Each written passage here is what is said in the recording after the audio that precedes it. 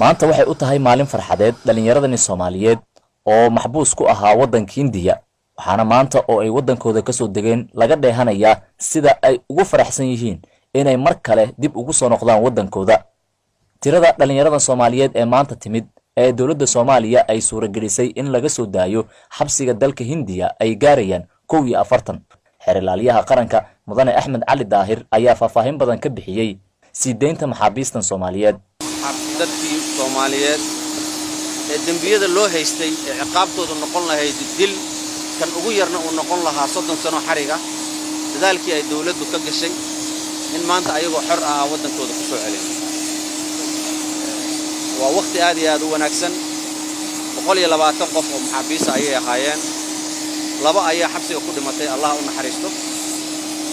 118 kalena afartan iyo kow ka mid ah ayaa maanta ka soo degtay garoonka Muqdisho oo ka soo qaadnay Mumbai 76 hartayna 25 bisha Febraayo ayay imaan doonaan haddii Alle inuu maxay yeelay xukunkii sahlanaa ayaa waqtiga uga eg dawladdan waxay diyaar u tahay iyagana inay soo gudbiso waxaan u mahad celinayaa dhammaan cid alla cid ka qayb qaadatay oo ugu horeyso dawladda Soomaaliyeed hay'adaheeda oo dhan. Ra'iisul Wasaaraha Soomaaliya mudane Xasan Cali Khayre ayaa mahadcelin ballaaran u jeediyay dawladda Hindiya waxaana uu sheegay in xukuumaddiisu ay raadin badan ugu jirto sidii dhalinyarada Soomaaliyeed ee wadamada caalamka ku xiran dib loogu soo celin lahaa waddankooda. shacabka Soomaaliyeed waxaan leenahay meel walba ay joogaan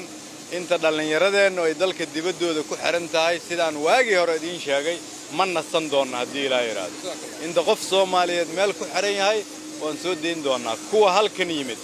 iyagana waxaan leenahay dalkiina ku soo dhawaada waxaan u sheegaynaa waalidkood la caweeyo caruurtiina waxa kale oo aan leeyahay haddii aan gacmaha isqabsano maalin walba guul sidaan ay mid ka fiican ayaa noo soo hoyanaysa waxaan u hambaleynayaa dhammaan dadka ka shaqeeyay waxaan u mahad celinayaa dhammaan hay'adaha dawladda arrimahan ku howlanaa waxaan leeyahay Soomaaliya ha noolaato waa mahadsantiin. dawladda Soomaaliya waxay sheegtay in tiro kale oo gaaraysa 76 ay wali ku sugan yihiin xabsiyada dalka Hindiya kuwaasi oo imaan doona waddan sida ay dawladdu sheegtay 6 Febraayo ee sanadkan marka laga reebo 2 maxbuus oo ku dhintay xabsiga ku yaala dalka Hindiya. Munasar Maxamed Cabdi, Universal TV, Muqdisho.